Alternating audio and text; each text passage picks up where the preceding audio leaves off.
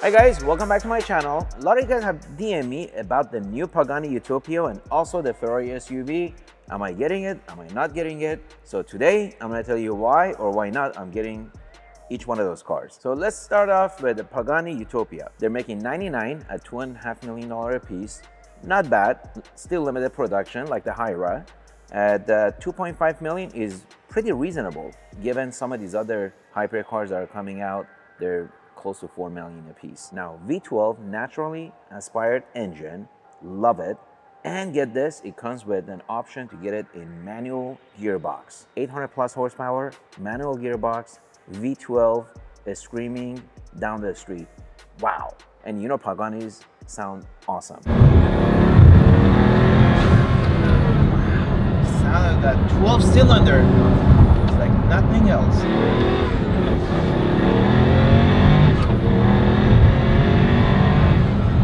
I love everything so far. Now, when it comes to design, I'm a little bit confused. Hiroshio is a master artist, obviously. I love my Pagani Huayra. It's like a beautiful lady with a curvature. This one here, I'm a little bit 50-50 on some angles. To me, it feels like it's got too many different cuts. It's not as smooth. I don't know, especially from the side. And then you got the doors. They're not gull-wing.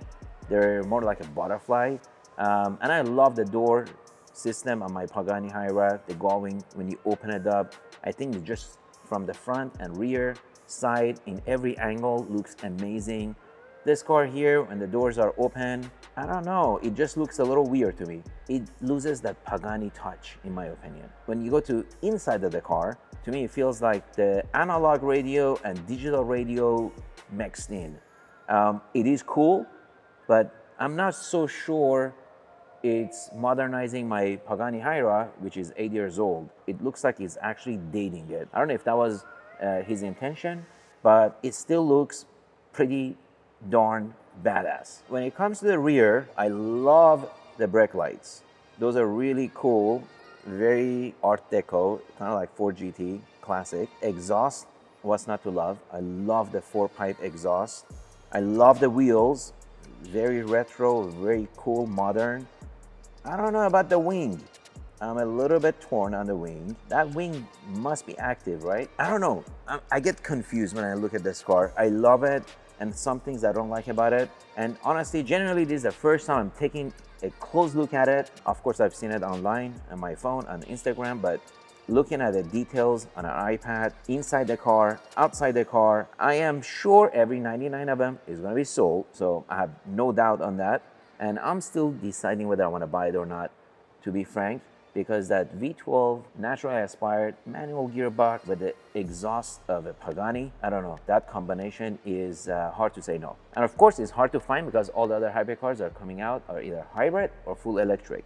So this is definitely a unique hypercar. I gotta really seriously sit down and think about this one. So in conclusion, I'm still on the fence, but I'm leaning towards making that phone call to Hiroshio. All right, now let's move on to a Ferrari SUV.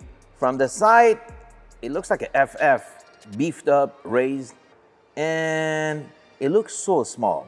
I don't even think I can put a car seat in there for my kids. I think it's actually a 4-seater, so can it be called an SUV?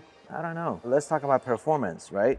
Because look, Lamborghini did amazing, massive home run with their Urus. Ferrari is feeling the pain and getting a little bit of a FOMO feeling here. So they came out with this SUV. And what is the horsepower? Let's take a look. This car comes with 6.5 liter V12 naturally aspired that revs up to 8,200 RPM. Wow, that's impressive. And it has the same cylinder heads as the 812 Competizione. So this is the most interesting part, right? Every V12 on the Ferrari, other models have sold out. So to get a V12 Ferrari engine, this is the only model you can get it in. That's one way to get a V12 Ferrari. 0 to 62 miles an hour, 3.3 seconds. That's the same figure as Lamborghini Urus Performante. All right, dry weight, 4,400 pounds. I guess I can't get that bonus depreciation for SUV, can I? Well, let's take a look inside. Wow, I love the design of the seats. They look so cool. I wish I could order that on my SF90. And talking about the SF90, the dash design is inspired by the SF90 design. And what you lose out on the cabin size, they more than make up for it in the trunk space. Holy moly, that's a huge trunk. In fact, it's the biggest trunk you can get in any Ferrari. And I love the headline design. Looking at the design of the headlights, it's very modern, futuristic. Reminds me of SP1 Monza, to be frank. The rear is mediocre. Kind of reminds me of Ferrari Roma. But all in all, pretty cool. You get 4 tailpipes, 720 horsepower, and a naturally aspired V12 Ferrari engine.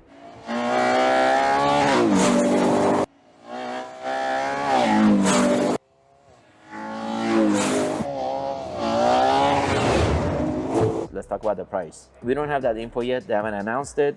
But the rumor has it, it's going to be around $300,000, which is pretty in line with high-end Bentley, Lamborghini, and when is Bugatti coming out with the SUV? So when it comes down to it, obviously the competition is the Lamborghini Urus Performante. Which one would I take? 100% the Lamborghini Urus.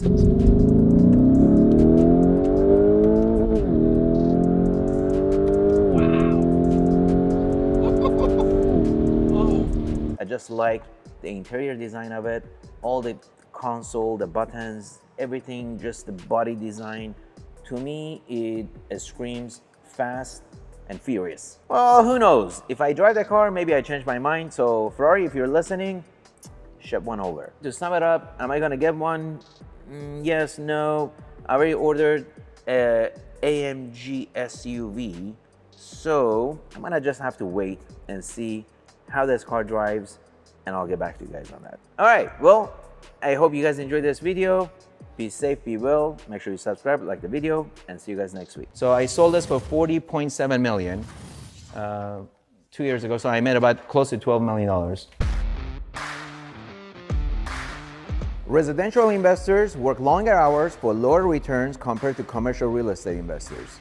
CONTRARIAN Academy helps residential investors successfully acquire their first commercial property in 6 months or less. There is a lot of pockets of opportunity where you can take great real estate that's located in great location and repurpose it.